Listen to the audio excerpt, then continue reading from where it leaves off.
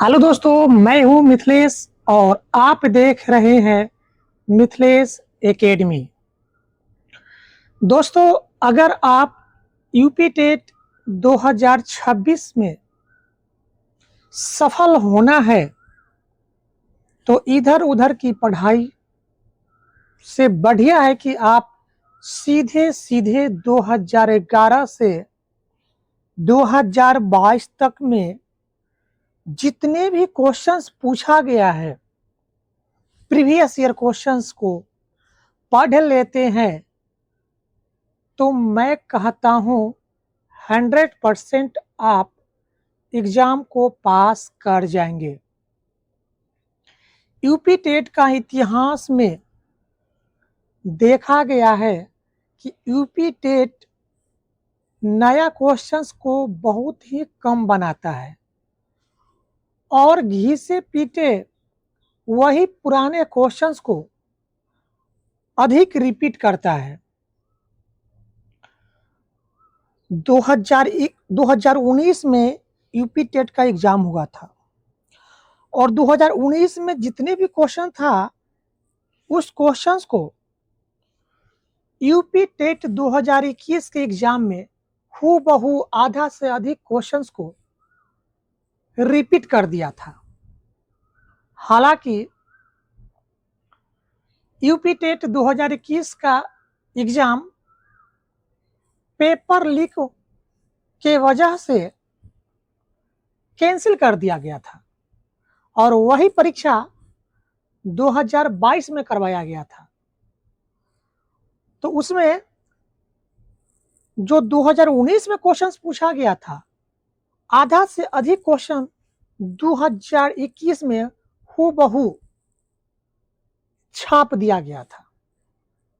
और ऐसे भी जब आप यूपी टेट का प्रीवियस ईयर क्वेश्चंस को पढ़िएगा तो खुद आपको पता चलेगा कि कितने सवाल को रिपीट किया जा रहा है।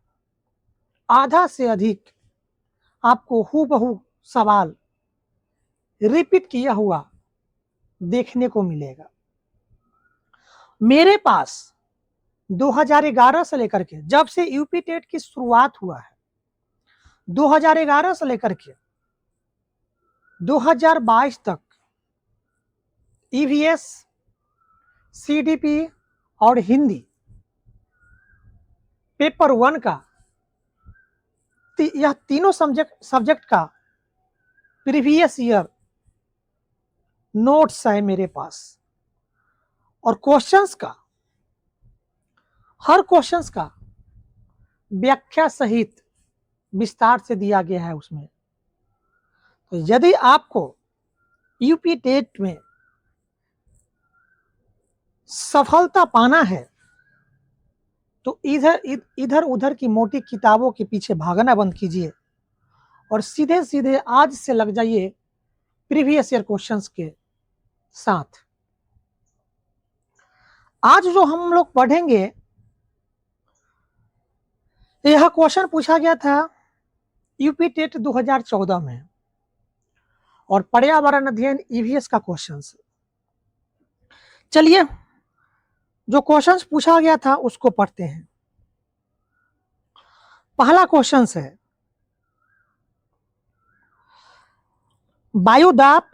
वायुदाब नापने वाला यंत्र किस नाम से जाना जाता है?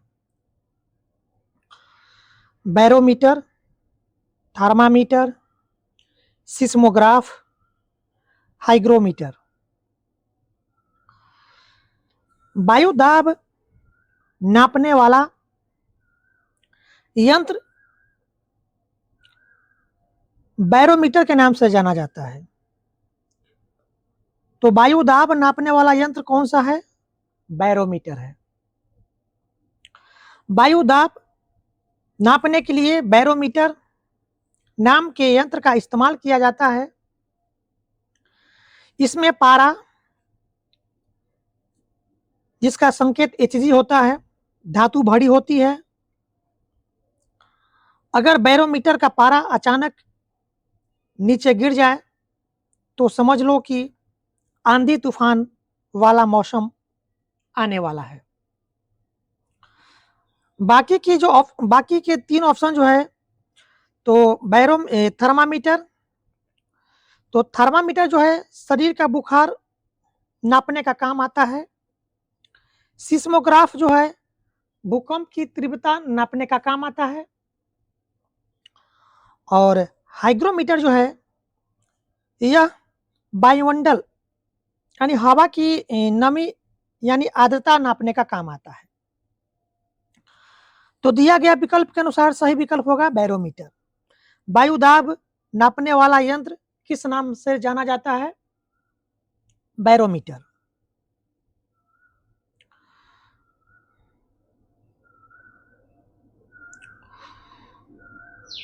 अगला प्रश्न है, बीटी कपास है एक संकर पौधा, एक ट्रांसजेनिक पौधा, एक प्राकृतिक पौधा, एक औषधीय पौधा। बीटी कपास एक ट्रांसजेनिक पौधा है। इस पौधे के अंदर बेसिलस थूरिजिनसिस नाम का जीवाणु डाला जाता है। इसकी वजह से पौधों में खुद ही कीटनाशक पैदा करने की ताकत आ जाती है, जिससे नुकसानदेह कीड़े मकोड़े फसल को बर्बाद नहीं कर पाते हैं। तो दिया गया विकल्प के अनुसार सही ऑप्शन होगा ऑप्शन बी, एक ट्रांसजेनिक पौधा। बीटी कपास क्या है? एक ट्रांसजेनिक पौधा है।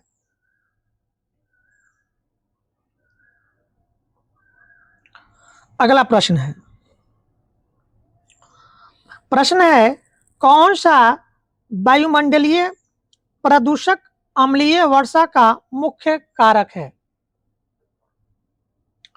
ऑप्शन है SO2, H2S, HCl, N2। वायुमंडलीय प्रदूषक अम्लीय वर्षा का मुख्य कारक SO2 है, सल्फर डाइऑक्साइड।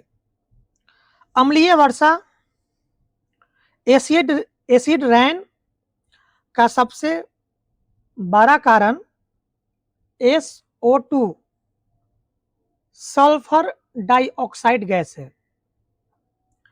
यह गैस कारखानों और गाड़ियों के धुएं से निकलती है और आसमान में जाकर बादलों के पानी या ओस की बूंदों के साथ मिलकर तेजाब अम्ल बनाती है।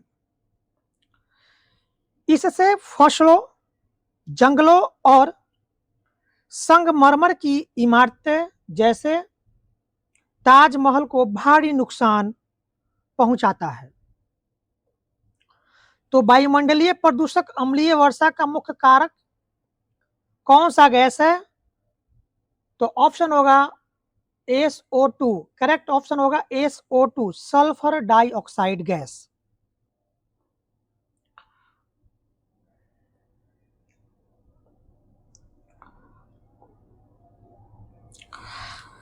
अगला प्रश्न है, निम्न में से कौन सर्वाधिक उत्पादन पारिस्थितिकी तंत्र है? उष्णकटिबंधीय वर्षावन, टुंड्रा, सवाना, मरुस्थल। सर्वाधिक उत्पादन पारिस्थितिकी तंत्र जो है यह आपका है उष्णकटिबंधीय वर्षावन।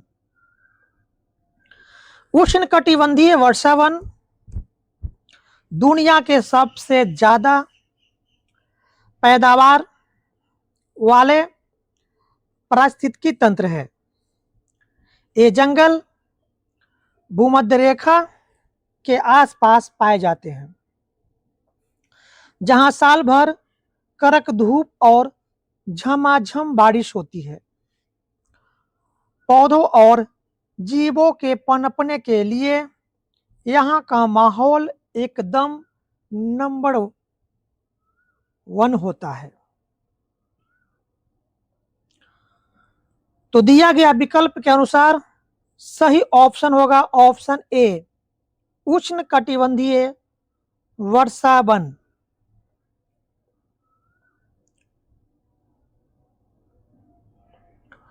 अगला प्रश्न है, निम्नलिखित में से कौन सा रसायन आम पकाने में प्रयोग होता है? Calcium carbonate, calcium hydroxide, calcium carbide, calcium chloride. तो आम पकाने में जो रसायन उपयोग होता है उसका नाम है कैल्शियम कार्बाइड। Calcium carbide. आम या दूसरे फलों को कृत्रिम तरीके से पकाने के लिए कैल्शियम कार्बाइड नाम के केमिकल का इस्तेमाल किया जाता है।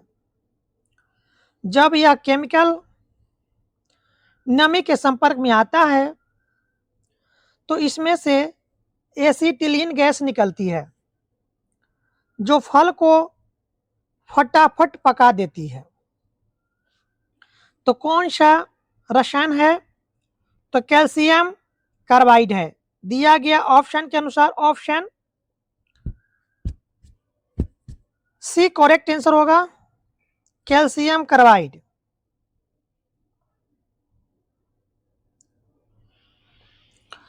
अगला प्रश्न है,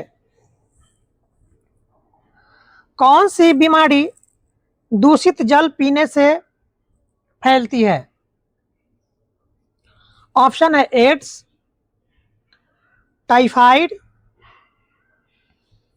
एनीमिया, टिटेनस। दूषित जल पीने से फैलने वाली बीमारी है टाइफाइड। गंदा या दूषित पानी पीने से टाइफाइड नाम का बुखार हो जाता है जिसे आंत्र जोड़ या आंत का बुखार भी कहते हैं। यह बीमारी साल्मोनेला टाइफोसा नाम के खतरनाक बैक्टीरिया की वजह से होती है जो गंदे पानी और खाने में पनपता है। तो दूषित जल पीने से कौन सा बीमारी फैलती है? टाइफाइड। दिया गया विकल्प के अनुसार ऑप्शन बी करेक्ट आंसर होगा, typhoid.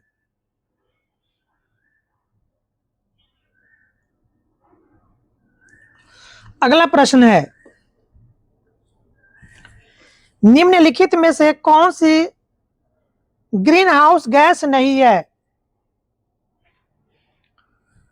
CO2, N2O, CO, CH4।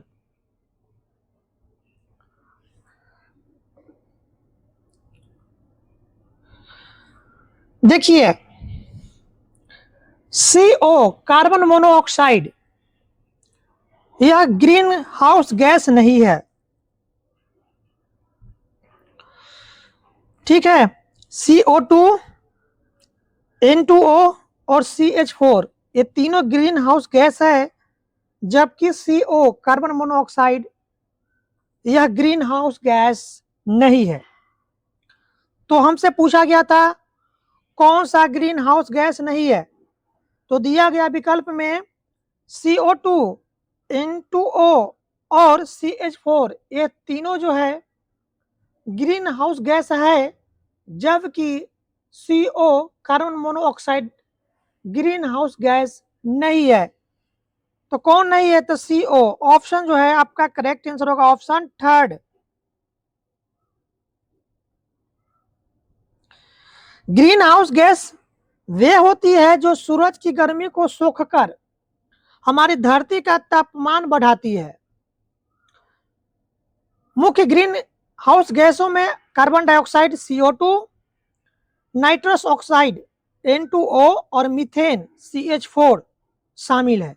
लेकिन carbon monoxide CO green house gas की गिनती में नहीं आती है, यह एक जहरीली गैस है। ठीक है, तो कौन सा ग्रीन हाउस गैस नहीं था? तो कार्बन मोनोऑक्साइड CO, या ग्रीन हाउस गैस नहीं है, या क्या एक जहरीली गैस है। जबकि CO2 carbon dioxide, N2O Nitrox oxide और CH4 मीथेन, यह तीनों जो है आपका ग्रीन हाउस गैस है। जबकि CO carbon monoxide green house gas नहीं है। तो हमसे पूछा गया था नहीं कौन है, तो CO। अगला प्रश्न है, इनमें से कौन द्विबीजपत्री पौधा है? बांस, केला, गन्ना, सरसों। जिन फसलों के बीजों को तोड़ने पर 2 बराबर दालों या पत्तों में बट जाता है, उन्हें द्विबीजपत्री पौधा कहते हैं। सरसों, चना, मटर, अरहर इसके पक्का उदाहरण है। जबकि बांस, केला और गन्ना एक बीजपत्री होते हैं। तो कौन है आपका द्विबीजपत्री पौधा? सरसों। सरसों के अलावा और कौन कौन है? तो चना है, मटर है, अरहर है। ये सभी जो है आपका द्विबीजपत्री पौधा है। जबकि केला, गन्ना और बांस यह आपका एक बीजपत्री पौधा है।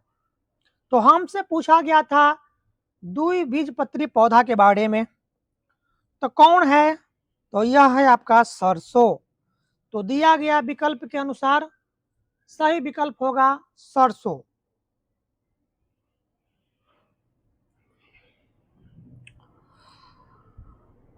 अगला प्रश्न है, पौधों में जल का अधिग्रहण किसके द्वारा होता है? यानी पौधों में जल का अवशोषण जो है, अधिग्रहण जो है, किसके द्वारा होता है? ऑप्शन में दिया है जाइलम, फ्लोएम, कैम्बियम, पैलिसेड। पौधों में जमीन से पानी और जरूरी खनिजों को सोखकर ऊपर की पत्तियों तक पहुंचाने का काम जाइलम नामक उत्तक का होता है। और उत्तक को इंग्लिश में टिश्यू कहते हैं। याद रखने का ट्रिक है, जाइलम बराबर जल का अवशोषण करता है जाइलम, और फ्लोएम जो है ये आपका फूड यानी भोजन का अवशोषण करता है, अधिग्रहण करता है। तो पौधे में जल का अधिग्रहण किसके द्वारा होता है? तो जाइलम के द्वारा होता है। और पौधे में भोजन का अधिग्रहण किसके द्वारा होता है? तो फ्लोएम के द्वारा होता है। तो हमसे पूछा गया था जाइलम अधिग्रहण, तो पौधे में जल का अधिग्रहण, जल के अवशोषण किसके द्वारा होता है? तो जाइलम नाम का जो आपका उत्तक होता है उसके द्वारा जल का अधिग्रहण होता है पौधों में। तो दिया गया विकल्प के अनुसार सही विकल्प होगा option A, xylem.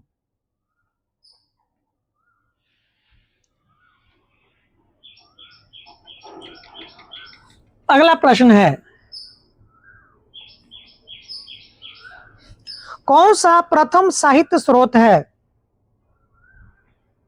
Rigveda, Samaveda, Yajurveda और अथर्ववेद। तो सबसे प्रथम साहित्य स्रोत है ऋग्वेद। भारत का सबसे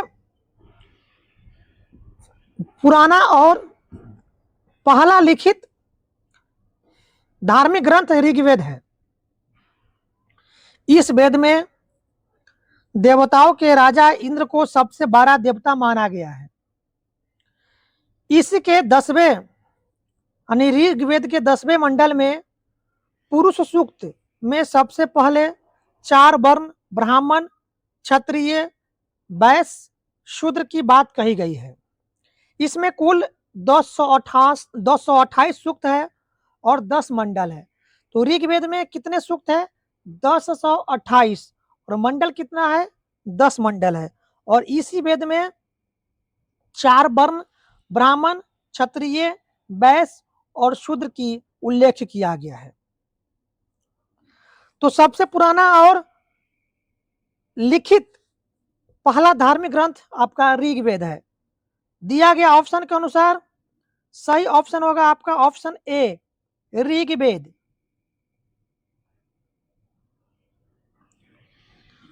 अगला प्रश्न है, वायुमंडल में 99% 99 भाग पर किन 2 गैसों का विस्तार है? ओजोन एवं ऑक्सीजन, ऑक्सीजन एवं नाइट्रोजन, कार्बन डाइऑक्साइड एवं ओजोन, आर्गन एवं ओजोन। हमारे वायुमंडल में सबसे ज्यादा नाइट्रोजन गैस लगभग 78% पाई जाती है और दूसरे नंबर पर ऑक्सीजन गैस लगभग 21% पाई जाती है। अगर इन दोनों को जोड़ दिया जाए यानी 78 + 21, तो ये दोनों मिलकर के पूरे वायुमंडल का 99% हिस्सा को घेर लेती है। तो 99% भाग पर किन 2 गैसों का विस्तार है? तो यह गैस है आपका नाइट्रोजन और ऑक्सीजन गैस। नाइट्रोजन कितना प्रतिशत है? तो 78% है। और ऑक्सीजन कितना प्रतिशत है? तो 21% है। और दोनों को जोड़िएगा तो 99% हो जाता है। तो 99% जो है वायुमंडल में 99% भाग पर आपका 2 गैस फैला हुआ है। ये 2 गैसों का विस्तार है सबसे ज्यादा। ये 2 गैस में कौन कौन है? आपका नाइट्रोजन है और ऑक्सीजन है। तो यही 2 गैस पूछा गया था हमसे। तो ऑप्शन में होगा सही ऑप्शन आपका ऑक्सीजन और नाइट्रोजन, ऑप्शन बी, ऑक्सीजन एवं नाइट्रोजन।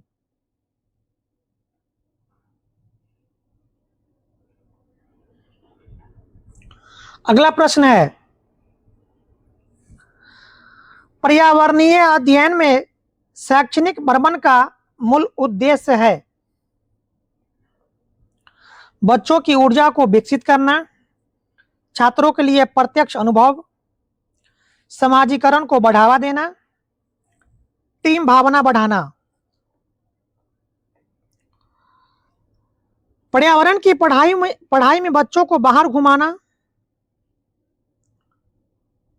घुमाने के लिए यानी पर्यावरण की पढ़ाई में बच्चों को बाहर घुमाने ले जाने का असली मकसद यह होता है कि बच्चे पेड़ पौधे, नदी, पहाड़ और प्रकृति को अपनी आंखों से सामने देख सके और प्रत्यक्ष अनुभव से चीजों को आसानी से सीख सके।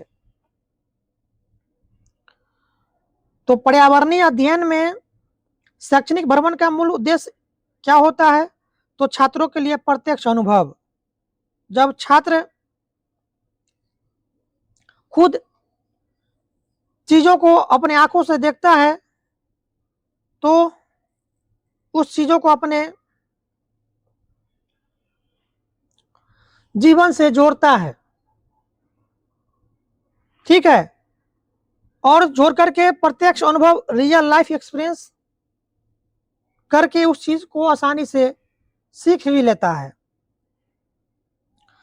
ठीक है, तो दिया गया ऑप्शन के अनुसार सही विकल्प होगा छात्रों के लिए प्रत्यक्ष अनुभव, ऑप्शन बी।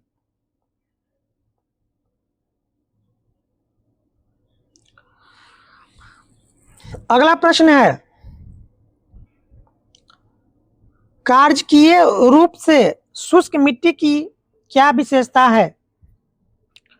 उसमें अधिक जल होना, पौधों को प्रकाश पर्याप्त नहीं मिलता, मिट्टी में लवण सांद्रता अधिक होगी, मिट्टी कठोर होती है। कार्जकीय रूप से शुष्क मिट्टी वह होती है जहां पानी तो दिखता है लेकिन पौधे उसका इस्तेमाल नहीं कर पाते हैं। ऐसा इसलिए होता है क्योंकि उस मिट्टी में नमक या लवण की मात्रा बहुत ज्यादा होती है। तो इसकी विशेषता क्या है? कार्जकीय रूप से शुष्क मिट्टी की विशेषता, तो मिट्टी में लवणता यानी लवण सांद्रता अधिक होगी। मिट्टी में लवण सांद्रता अधिक होगी जिसके वजह से क्या होगा? मिट्टी शुष्क होगी। तो ऑप्शन में दिया गया ऑप्शन के अनुसार सही ऑप्शन होगा मिट्टी में लवण सांद्रता अधिक होगी।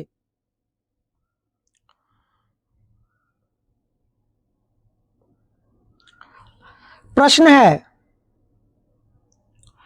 सतत और व्यापक मूल्यांकन क्यों आवश्यक है?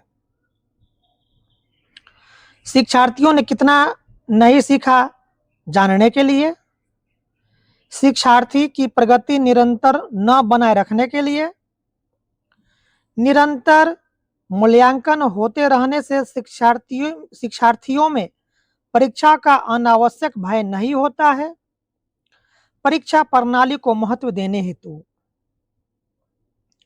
सतत एवं व्यापक मूल्यांकन सीसीई से बच्चों की पढ़ाई लिखाई की कमियों का समय समय पर पता चलता रहता है और उन्हें सुधारा जाता है। जब रोज रोज या लगातार टेस्ट और असेसमेंट होते रहता है तो बच्चों के दिमाग से बोर्ड परीक्षा या फाइनल एग्जाम का फालतू का डर खत्म हो जाता है। तो सतत और व्यापक मूल्यांकन क्यों आवश्यक है? तो इससे क्या है? निरंतर मूल्यांकन होते रहने से शिक्षार्थियों में परीक्षा का अनावश्यक भय नहीं होता है। तो दिया गया विकल्प के अनुसार सही विकल्प होगा ऑप्शन सी।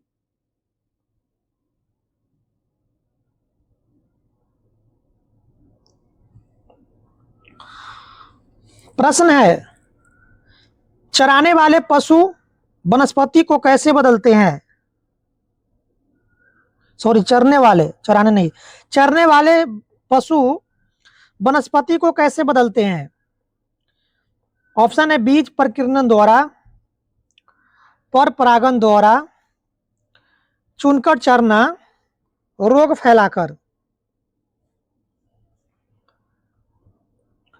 घास चरने वाले जानवर मैदान की सारी घास या पौधों को एक बराबर नहीं खाते हैं, वे अपने ही पसंद की कुछ खास वनस्पतियों को चुन चुन कर ज्यादा खाते हैं।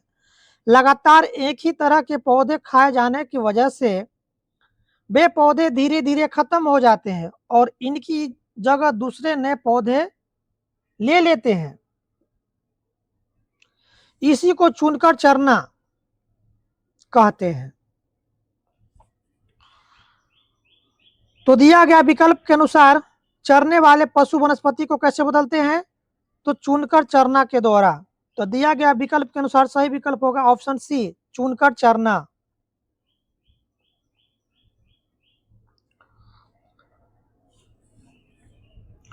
प्रश्न है, निम्नलिखित में से कौन स्वस्थ अस्थियों के लिए आवश्यक है? पोटेशियम एवं विटामिन के, कैल्शियम एवं विटामिन ई, कैल्शियम एवं विटामिन सी, कैल्शियम एवं विटामिन डी। स्वस्थ अस्थियों के लिए यानी स्वस्थ हड्डियों के लिए आवश्यक है कैल्शियम एवं विटामिन डी। हमारी हड्डियों यानी अस्थियों और दांतों को मजबूत रखने के लिए कैल्शियम और विटामिन डी सबसे ज्यादा जरूरी है। विटामिन डी का वैज्ञानिक नाम कैल्सीफेरॉल है। यह विटामिन हमें बिना किसी खर्चे के बिल्कुल मुफ्त में सुबह की गुनगुनी धूप यानी सूरज की किरणों से मिलती है। सूरज की किरणों से यानी सूरज के प्रकाश से हम लोग को कौन सा विटामिन मिलती है? तो विटामिन डी मिलती है। ठीक है, तो सुबह की जो किरण निकलती है तो उस किरण में कौन सा विटामिन होती है? विटामिन डी होती है। तो दिया गया विकल्प के अनुसार कैल्शियम एवं विटामिन डी यह जो दोनों है यह आपका अस्थियों के लिए आवश्यक होता है। तो ऑप्शन डी आपका करेक्ट आंसर होगा, कैल्शियम एवं विटामिन डी। विटामिन डी जो है हमें सूर्य से मिलती है। ठीक है, विटामिन डी जो है सूर्य से कौन सा विटामिन मिलती है? विटामिन डी मिलती है। और कैल्शियम और विटामिन डी यह दोनों जो है हमारे हड्डियों के लिए आवश्यक है।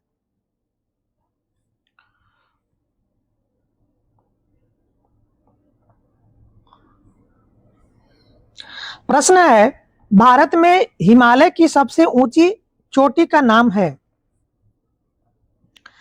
Mount K2, mount Everest, mount Kanchenjunga, mount Dhaulagiri. Bharat में हिमालय की सबसे ऊंची चोटी का नाम है माउंट K2।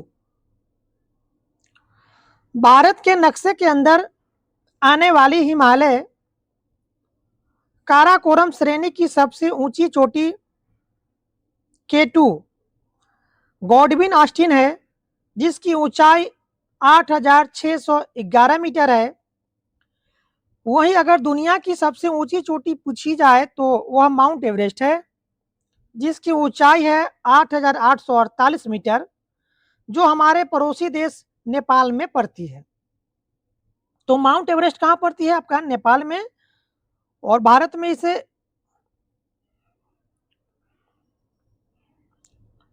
एवरेस्ट के नाम से जाना जाता है, माउंट एवरेस्ट के नाम से जाना जाता है, जबकि नेपाल में इसे सागरमाथा के नाम से जाना जाता है। तो भारत में हिमालय की सबसे ऊंची चोटी का नाम माउंट K2 है। तो दिया गया ऑप्शन के अनुसार ऑप्शन ए आपका करेक्ट आंसर होगा, माउंट K2।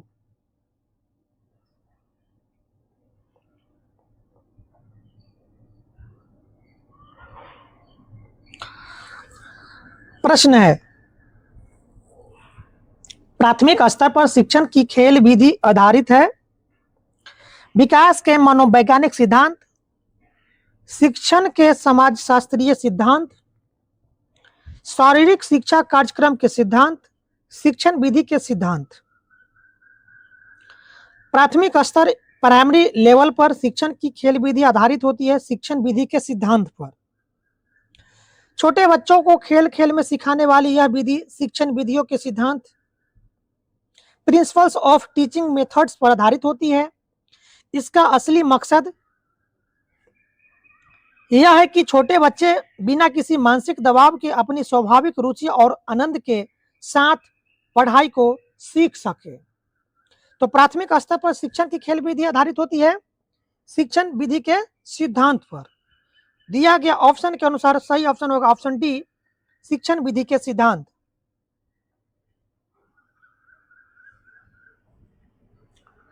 प्रश्न है,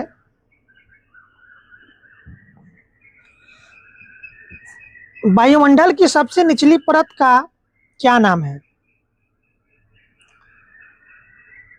समताप मंडल, ओजोन मंडल, आयन मंडल, क्षोभ मंडल।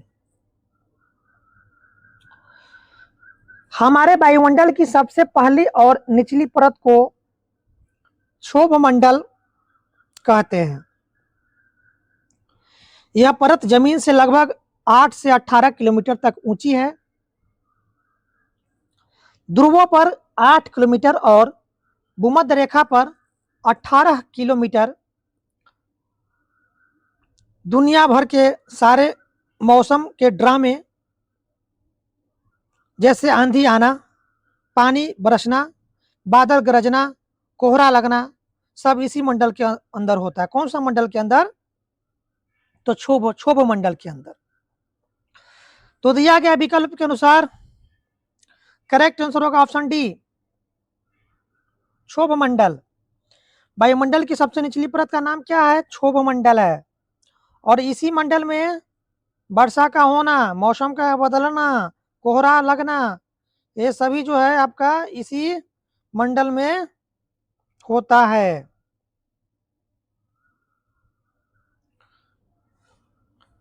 प्रश्न है, विटामिन सी की कमी से होने वाली बीमारी का क्या नाम है? स्कर्वी, बेरी, रतौंधी, थकान। विटामिन सी की कमी से होने वाली बीमारी का नाम है स्कर्वी। विटामिन सी की कमी से कौन सा बीमारी होती है? स्कर्वी नामक बीमारी होती है।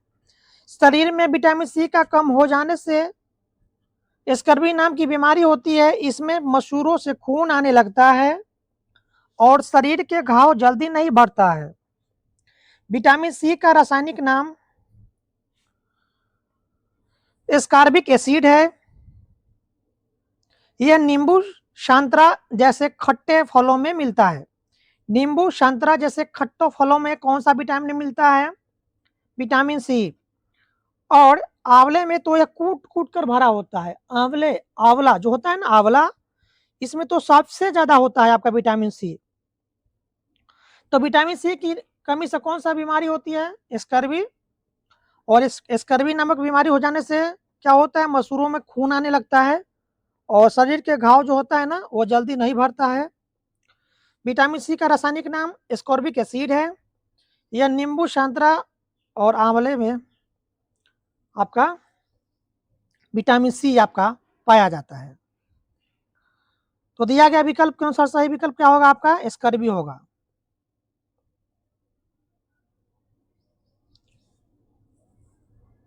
प्रश्न है, भारत की प्रथम महिला आईपीएस अफसर कौन है? प्रतिभा पाटिल, पंजा नायडू, किरण बेदी, हंसा मेहता। भारत की सबसे महिला आईपीएस अधिकारी बनने का गौरव किरण बेदी को मिला है, जो 1972 बैच की अफसर रही है। प्रतिभा पाटिल जी हमारे देश की पहली महिला राष्ट्रपति थी। ठीक है, प्रतिभा पाटिल जी हमारे देश की पहली महिला राष्ट्रपति रही। तो हमारे देश की पहली महिला राष्ट्रपति प्रतिभा पाटिल है और भारत की प्रथम महिला आईपीएस किरण बेदी थी। तो दिया गया विकल्प के अनुसार ऑप्शन सी करेक्ट आंसर होगा, किरण बेदी।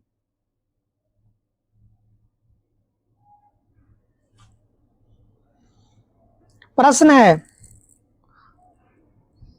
असम का प्रसिद्ध एक सींग वाले गेंडे वाला वन्य जीव अभयारण्य कौन सा है? मानस, काजीरंगा, गिर जंगल, कन्हा किसली।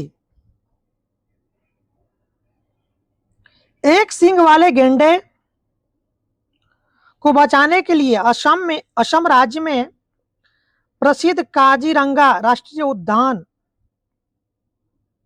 वन्य जीव अभयारण्य बनाया गया है, जिसकी शुरुआत 1908 में हुई थी। काजीरंगा जो आपका राष्ट्रीय उद्यान है, इसकी शुरुआत 1908 में हुआ था। ठीक है, और वह जो काजीरंगा राष्ट्रीय उद्यान है वह किसके लिए प्रसिद्ध है? तो एक सींग वाले गेंडे के लिए प्रसिद्ध है। और यह आपका राष्ट्रीय उद्यान असम राज्य के अंदर पाए जाते हैं, काजीरंगा राष्ट्रीय उद्यान। और यह उद्यान किसके लिए प्रसिद्ध है? तो एक सींग वाले गेंडे के लिए प्रसिद्ध है। गिर जो है आपका गुजरात में एशियाई शेरों के लिए प्रसिद्ध है। और कान्हा जो है आपका, कान्हा किसली आपका मध्य प्रदेश में पड़ता है, जो कि बाघों के लिए प्रसिद्ध है। तो हमसे पूछा गया था एक सिंग वाले गेंडा के लिए कौन सा अभयारण्य प्रसिद्ध है, तो आपका काजीरंगा यहाँ पर करेक्ट आंसर होगा, काजीरंगा।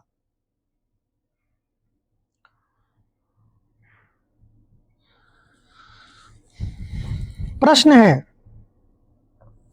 निम्नलिखित में से कौन सा आग्नेय चट्टान का उदाहरण है? बेसाल्ट, चूना पत्थर, स्लेट, ग्रेफाइट। ज्वालामुखी फटने पर जो अंदर से पिघला हुआ लावा बाहर निकलता है, उसके ठंडे होकर जमने से आग्नेय चट्टान बनती है। इन चट्टानों में कीमती खनिज बहुत होते हैं। बेसाल्ट और ग्रेनाइट इस चट्टान के सबसे बड़े उदाहरण हैं। तो आग्नेय चट्टान का उदाहरण कौन है? आपका बेसाल्ट है। तो दिया गया विकल्प के अनुसार सही विकल्प होगा ऑप्शन ए, बेसाल्ट। और यह कैसे बनता है? तो जब ज्वालामुखी फटता है तो अंदर से जो लावा बाहर निकलता है, उसके ठंडा होकर जमने से आग्नेय चट्टान बनती है। और इन चट्टानों में कीमती खनिज बहुत होता है। बेसाल्ट और ग्रेनाइट इसी चट्टान का सबसे बड़ा उदाहरण होता है।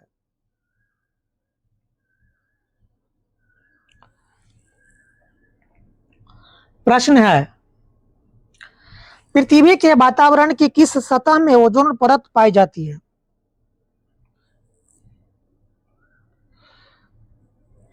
हमारे जीवन रक्षक ओजोन परत वायुमंडल की दूसरी परत यानी स्ट्रेटोस्फीयर या समताप मंडल में पाई जाती है। यह ओजोन परत सूरज से आने वाली खतरनाक पराबैंगनी किरणों यूवी रेज को सोख लेती है और हमें त्वचा के कैंसर जैसे बीमारी से बचाती है।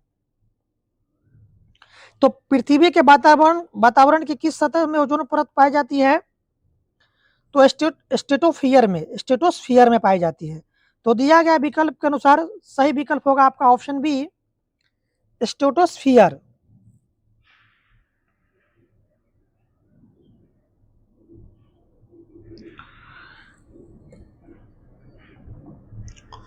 प्रश्न है, सिख धर्म के संस्थापक निम्न में से कौन है? गुरु तेग बहादुर, गुरु गोविंद सिंह, गुरु अर्जुन देव, गुरु नानक देव। सिख धर्म के संस्थापक गुरु नानक देव थे। सिख धर्म की नींव यानी स्थापना गुरु नानक देव जी ने रखी थी। इनका जन्म 1469 ईस्वी में पंजाब के तलवंडी नाम की जगह पर हुआ था, जिसे आज ननकाना साहिब के नाम से जाना जाता है। यह सिख धर्म के पहले गुरु थे। तो सिख धर्म के संस्थापक और सिख धर्म के पहले गुरु कौन थे? गुरु नानक देव थे। दिया गया विकल्प के अनुसार ऑप्शन डी आपका करेक्ट आंसर होगा, गुरु नानक देव।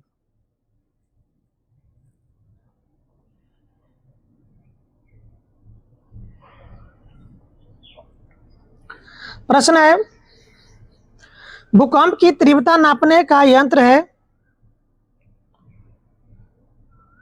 फिजियोग्राफ, सिस्मोग्राफ,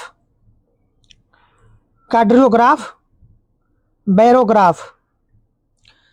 भूकंप की तीव्रता नापने वाला यंत्र आपका सिस्मोग्राफ है।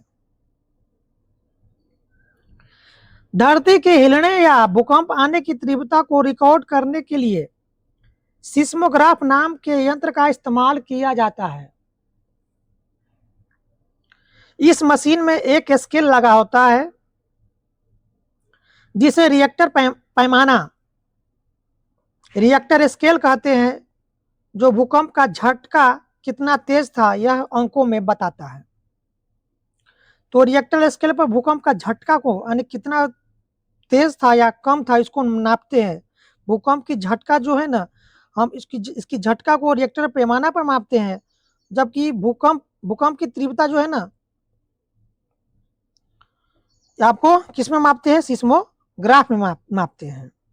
और भूकंप का झटका कितना तेज था इसको हम रिएक्टर पैमाना में मापते हैं। तो दिया गया विकल्प के अनुसार सही विकल्प होगा ऑप्शन बी, सिस्मोग्राफ। भूकंप की तीव्रता नापने का यंत्र क्या है? आपका सिस्मोग्राफ है।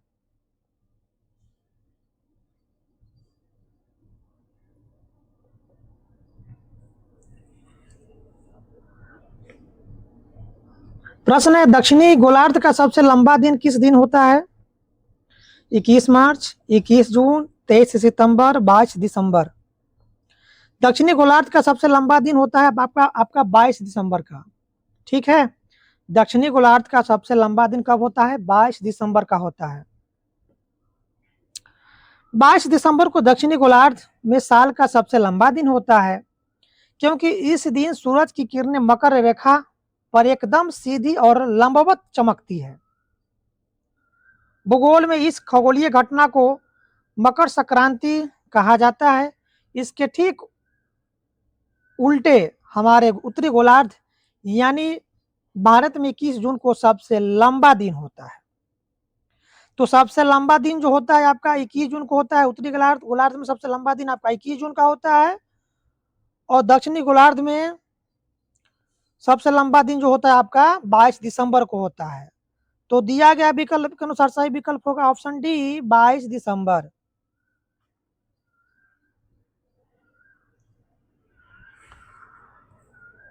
प्रश्न है, सत्यार्थ प्रकाश के लेखक का नाम है स्वामी दयानंद सरस्वती, स्वामी विवेकानंद, राजा राम मोहन राय, मदन मोहन मालवीय। सत्यार्थ प्रकाश के लेखक स्वामी दयानंद सरस्वती थे। प्रसिद्ध धार्मिक और सामाजिक पुस्तक सत्यार्थ प्रकाश के लेखक स्वामी दयानंद सरस्वती थे। इन्होंने ही साल 1875 में मुंबई में आर्य समाज की स्थापना की थी और हिंदुओं को अपने जड़ों की तरफ लौटने की नारा यानी जड़ों की तरफ लौटने के लिए वेदों की ओर लौटो का नारा दिया था। वेदों की ओर लौटो की नारा किसने दिया था?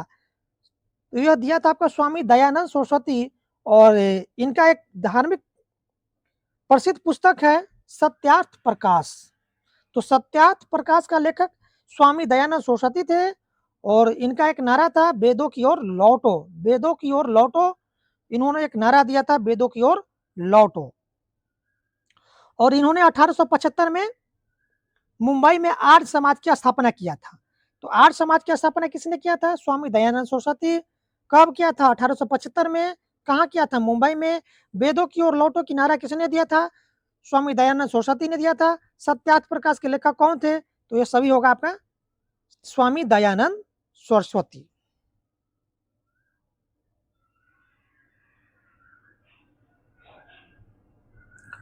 बिहू भारत के किस राज्य का लोक नृत्य है? राजस्थान, तमिलनाडु, असम, उत्तर प्रदेश। बिहू भारत के असम राज्य का सबसे लोकप्रिय और प्रसिद्ध पारंपरिक लोक नृत्य और त्योहार है। यह फसलों की कटाई के समय बड़े धूमधाम से वहां के लोगों द्वारा नाचा गाया जाता है। तो बिहू जो है भारत के किस राज्य का लोक नृत्य है? तो असम राज्य का है। ठीक है, तो ऑप्शन में होगा ऑप्शन सी, असम।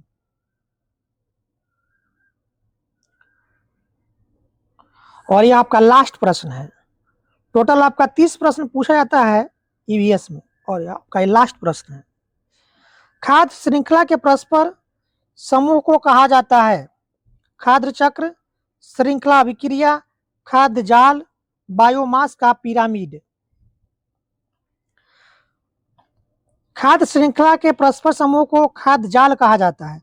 जब बहुत सारी खाद्य श्रृंखलाएं आपस में एक दूसरे से जुड़कर एक बड़ा मकई का जाला जैसा ढांचा बना लेती है तो उसे खाद्य जाल कहा जाता है। असल जिंदगी में कोई भी जीव सिर्फ एक लाइन से नहीं खाता है, बल्कि एक जानवर कई अलग अलग जीवों को खा सकता है। इसलिए प्रकृति में सीधे चेन नहीं है, बल्कि पूरा जाल काम करता है। ठीक है, तो खाद्य श्रृंखला के परस्पर समूह को क्या कहा जाता है? खाद्य जाल कहा जाता है। तो दिया गया ऑप्शन के अनुसार ऑप्शन सी आपका करेक्ट आंसर होगा, खाद्य जाल। तो दोस्तों इस तरह से आपका 2014 में पर्यावरण अध्ययन ईवीएस में जितने भी क्वेश्चंस पूछा गया था, सारा क्वेश्चंस को आज हम लोग पढ़े, और यही सब क्वेश्चंस आपको जो आने वाले यूपी टेट एग्जाम है उसमें देखने को मिलेगा। बहुत सारे क्वेश्चंस रिपीट होगा। तो यदि आप एग्जाम पास करना चाहते हैं तो सीधे सीधे लठ गाड़िए PYQ क्वेश्चंस पर। तो फिर हम मिलते हैं नेक्स्ट वीडियो में प्रीवियस ईयर क्वेश्चंस के साथ।